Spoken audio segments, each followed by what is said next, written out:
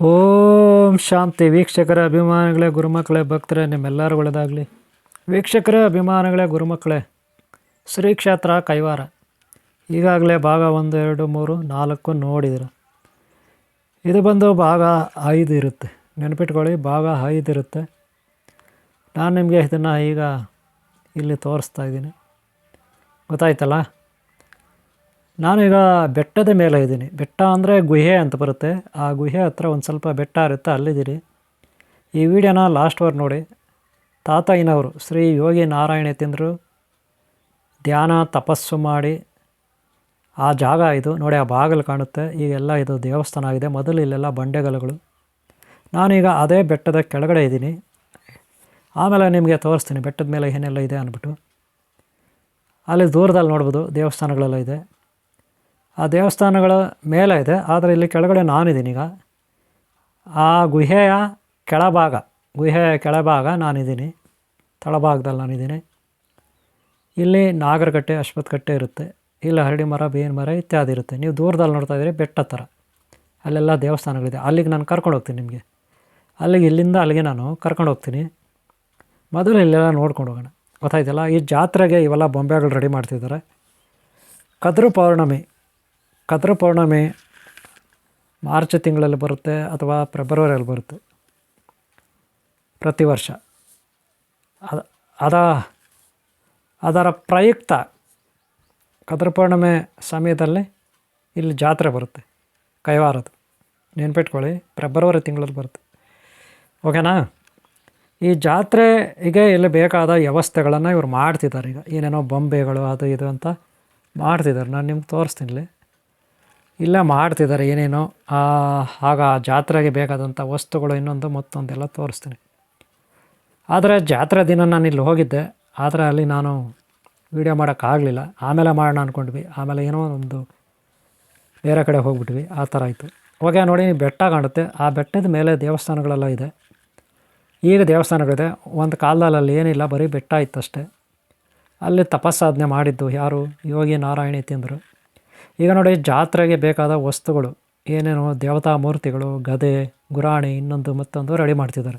ಎಷ್ಟು ದೊಡ್ಡದ ಗದೆಗಳು ನೋಡಿ. ಈ ಗದೆಗಳು ನೋಡಿ ಜಾತ್ರೆಗೆ ರೆಡಿ ಮಾಡ್ತಿದ್ದಾರೆ.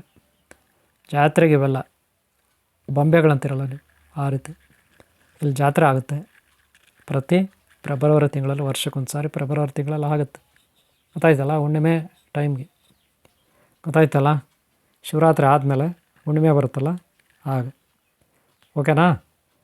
ಇಲ್ಲಿ ನಾವೀಗ ಬೆಟ್ಟದ ಮೇಲೆ ಹತ್ತಬೇಕು. ಅಲ್ಲಿ ನೋಡಿ ಶಂಕರಾಚಾರ್ಯರು ಮುಂದ್ಗಡೆ ಆ ಒಂದು ಎಂಟ್ರೆನ್ಸ್ ಇರುತ್ತಲ್ಲ, ಬೆಟ್ಟದ ಮೇಲೆ ಹತ್ತಬೇಕಾದ್ರೆ ಯೋಗಿ ನಾರಾಯಣ ಯತೀಂದ್ರರು ತಪಸ್ಸು ಮಾಡಿದ ಗುಹೆ ಅಂತೀವಿ. ಆ ಗುಹೆಯ ಮುಂಭಾಗ ಈಗ ನಾನಿರೋದು. ಮೇಲೆ ಗುಹೆ ಇರುತ್ತೆ. ಇಲ್ಲಿ ತಳಭಾಗದಲ್ಲಿ ಫಸ್ಟ್ ಎಂಟ್ರೆನ್ಸಲ್ಲಿ ನಾನಿದ್ದೀನಿ. ಇಲ್ಲಿ ಶಂಕರಾಚಾರ್ಯ, ಮಧ್ವಾಚಾರ್ಯ, ಆಮೇಲೆ ರಮಾನಾಚಾರ್ಯ ಇತ್ಯಾದಿ ಮೂರ್ತಿಗಳನ್ನು ಮಾಡೋ ಕಂಬಗಳ ಮೇಲೆ ಕೂರಿಸಿದ್ದಾರೆ, ಪಿಲ್ಲರ್ಗಳ ಮೇಲೆ.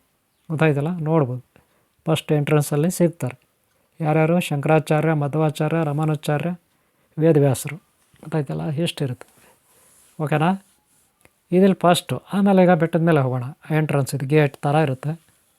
ಆ ಗೇಟ್ ಥರ ಇದೆ. ನಾವು ಒಳಗಡೆ ಹೋಗ್ಬೇಕು. ಮೇಲ್ಗಡೆಗೆ ಹೋಗೋಣ. ನಾನು ಕರ್ಕೊಂಡು ಹೋಗ್ತೀನಿ ಈಗ ನಿಮಗೆ. ಓಕೆನಾ? ಮೊದಲು ನೋಡಿ, ರಮಾಚಾರ್ಯ, ಮಧ್ವಾಚಾರ್ಯ, ಶಂಕರಾಚಾರ್ಯ, ವೇದವ್ಯಾಸರು. ಗೊತ್ತಾಯ್ತಲ್ಲ? ಇಷ್ಟು ಎಲ್ಲ ಇರ್ತಕ್ಕಂಥದ್ದು. ಗೊತ್ತಾಯ್ತಲ್ಲ? ಎಲ್ಲಿ?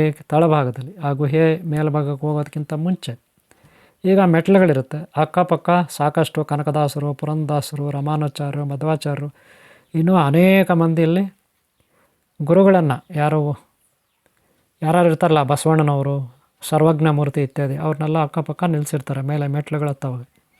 ಈಗ ನಾನು ಮೇಲ್ಗಡೆ ಇದ್ದೀನಿ. ಎಲ್ಲೇ? ಮೇಲ್ಗಡೆ ಇದ್ದೀನಿ. ಏನಪ್ಪ ಅಂದ್ರೆ ಅಲ್ಲಿ ದೇವಸ್ಥಾನ ಇರುತ್ತೆ. ಮೇಲೆ ಒಂದು ಮಠ ಥರ ದೇವಸ್ಥಾನ. ಮಠನೂ ಇರುತ್ತೆ, ದೇವಸ್ಥಾನ ಇರುತ್ತೆ. ಯಾರಾದರೂ ಸನ್ಯಾಸಿಗಳು ಅವರು ಇವರು ಬಂದರೆ, ಸಾಧುಗಳೆಲ್ಲ ಬಂದರೆ ಇಲ್ಲಿ ಮಠದಲ್ಲಿ ಉಳ್ಕೊಬೋದು. ನಾನು ಆಮೇಲೆ ತೋರಿಸ್ತೀನಿ ಮಠದ ಒಳಗಡೆ. ಈಗ ಸದ್ಯಕ್ಕೆ ನಾನು ದೇವಸ್ಥಾನ ಮಠದ ಹೊರಭಾಗ ಇದ್ದೀನಿ. ನೋಡಿ, ಈ ಬಾಗಿಲು ಕಾಣುತ್ತೆ ನೇರವಾಗಿ ನಿಮಗೆ. ಅದೇ ಗುಹೆಯ ಬಾಗಿಲು. ಅಲ್ಲಿ ಕಾಣುತ್ತಲ್ಲ ನೇರವಾಗಿ ಬಾಗಿಲು, ಅದೇ ಗುಹೆಯ ಬಾಗಿಲು. ಒಳಗಡೆ ಕ್ಯಾಮ್ರಾ ಅಲೌಡ್ ಇಲ್ಲ, ಅದಕ್ಕೆ ನಾನು ಇಲ್ಲಿಂದ ತೋರಿಸ್ತಾ ಇದ್ದೀನಿ. ಅದೇ ಬಾಗಿಲು. ಆಮೇಲೆ ಈ ಗುಹೆ ಬಾಗಿಲು ಮುಂದುಗಡೆ ನಿಮಗೆ ರಮಣೀಯವಾದ ಪರ್ವತಗಳಿದೆ, ಅಂದರೆ ಬೆಟ್ಟಗಳಿದೆ. ನೋಡ್ಬೋದು. ಕಾಡು, ಒಳ್ಳೆ ಒಳ್ಳೆ ಹೂವುಗಳು ಎಲ್ಲ ಬಿಟ್ಟಿದೆ ಕಾಡಲ್ಲಿ. ಸುಂದರವಾದ ಹೂವಿನ ಮರಗಳು ನೋಡ್ಬೋದು ನೀವು, ಗೊತ್ತಾಯ್ತಲ್ಲ. ದೂರದಲ್ಲೇ ಕಾಡು, ಎಲ್ಲ ಹೂವಿನ ಗಿಡಗಳು ಮರಗಳು ಎಲ್ಲ ಇರುತ್ತೆ. ಕಾಡು ಸುತ್ತಲೂ ಕಾಡಿರುತ್ತೆ. ಬೆಟ್ಟಗಳು ನೋಡ್ಬೋದು ನೀವು, ದೂರದಲ್ಲಿ ಬೆಟ್ಟಗಳೆಲ್ಲ ಕಾಡುತ್ತೆ. ಪಕ್ಕದಲ್ಲೇ ಬೆಟ್ಟಗಳೆಲ್ಲ ಅಟ್ಯಾಚ್, ಸುತ್ತಲೂ ಬೆಟ್ಟಗಳೇ. ಈಗಿರೋದು ನಾವಿರೋದು ಬೆಟ್ಟದ ಮೇಲೆನೆ ನೋಡಿ.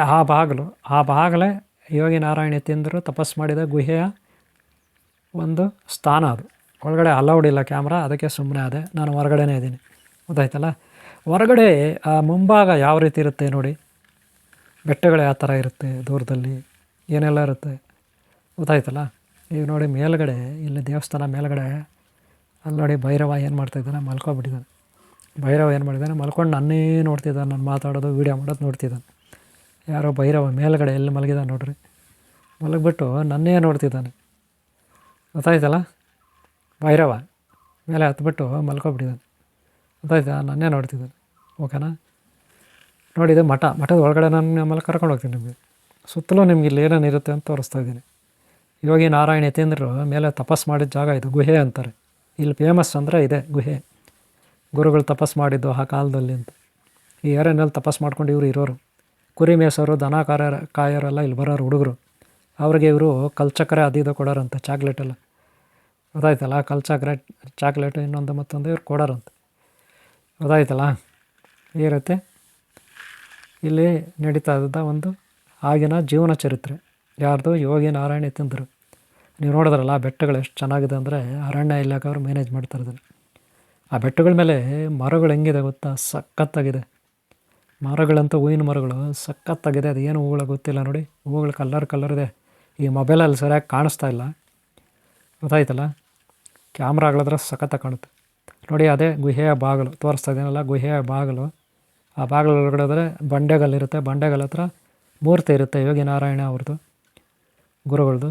ಆಶೀರ್ವಾದ ತೊಗೋಬೋದು, ಗೊತ್ತಾಯ್ತಲ್ಲ. ಒಳಗಡೆ ವೀಡಿಯೋ ಅಲೌಡ್ ಇಲ್ಲ. ನಾನು ಈಗ ಮಠ ಇದೆಯಲ್ಲ ಪಕ್ಕದಲ್ಲಿ, ಅದರೊಳಗಡೆ ವೀಡಿಯೋ ಮಾಡಲಾಗ್ತಾಯಿದೆ. ಈ ಮಠದಲ್ಲಿ ಸಾಕಷ್ಟು ಮೂರ್ತಿಗಳಿದೆ, ಗುರುಗಳು ದೇವತೆಗಳು ಮೂರ್ತಿಗಳಿರುತ್ತೆ. ಯಾರಾದರೂ ಬಂದರೆ ಸಾಧುಗಳು ಇಲ್ಲೆಲ್ಲ ಮಲ್ಕೋಬೋದು, ಈ ಮಠದಲ್ಲಿ ಉಳ್ಕೋಬೋದು, ಅವಕಾಶ ಇರುತ್ತೆ, ಗೊತ್ತಾಯ್ತಲ್ಲ. ಉಚಿತವಾಗಿ ಉಳ್ಕೋಬೋದು, ಏನು ದುಡ್ಡೇನು ಕೊಡೋಷ್ಟಿಲ್ಲ. ಇಲ್ಲಿ ಮಠ ವಿಶಾಲವಾಗಿರುತ್ತೆ, ಉಳ್ಕೋಬೋದು. ಇದು ಇಲ್ಲಿನ ಸಿಸ್ಟಮ್ ಇರುತ್ತೆ. ಇನ್ನು ಒಳಗಡೆ ಒಂದೊಂದು ಮೂರ್ತಿ, ಒಂದೊಂದು ಬೋರ್ಡ್ ಹಾಕಿರ್ತಾರೆ, ಯಾವ ಗುರುಗಳು ಯಾವ ದೇವತೆ ಅನ್ನೋದು, ಇದೆಲ್ಲ ನೋಡ್ಬೋದು. ಸುತ್ತಲೂ ಈ ಮಠ ತುಂಬ ವಿಶಾಲವಾಗಿರುತ್ತೆ ಮಠ, ಗೊತ್ತಾಯ್ತಲ್ಲ. ಇಲ್ಲಿ ಒಳಗಡೆ ಸಾಕಷ್ಟು ಮೂರ್ತಿಗಳಿರುತ್ತೆ. ಕೈವಾರ ಶ್ರೀ ಕ್ಷೇತ್ರ ಕೈವಾರ ನಾರಾಯಣ ಯತೀಂದ್ರರು ತಪಸ್ಸು ಮಾಡಿದಂಥ ಸ್ಥಳದ ಪಕ್ಕದಲ್ಲಿ ಸ್ಥಳ ಬಂದು ದೇವಸ್ಥಾನ ಆಗಿಬಿಟ್ಟಿದೆ, ಅದಕ್ಕೆ ಅಟ್ಯಾಚ್ ಮಠ ಆಗಿದೆ ಇಲ್ಲಿ. ಇನ್ನು ಊರು ಒಳಗಡೆ ಕೆಳಗಡೆ ಇಲ್ಲಿಂದ 1.5 ಕಿಲೋಮೀಟ್ರ್, 1.5 ಕಿಲೋಮೀಟ್ರ್ ಆಗುತ್ತೆ ಊರು ಕ್ಷೇತ್ರ. ಅದು ಈಗಾಗಲೇ ನೀವು ಭಾಗ 1, 2, 3 ನೋಡಿದಿರ ವೀಕ್ಷಕರೇ. ಇದು ಭಾಗ 5 ಇರುತ್ತೆ. ನೀವು ಈಗಾಗಲೇ ಭಾಗ 1, 2, 3, 4 ನೋಡಿದಿರ. ಇದು ಭಾಗ 5 ಇರುತ್ತೆ, ನೆನ್ಪಿಟ್ಕೊಳ್ಳಿ, ಭಾಗ 5.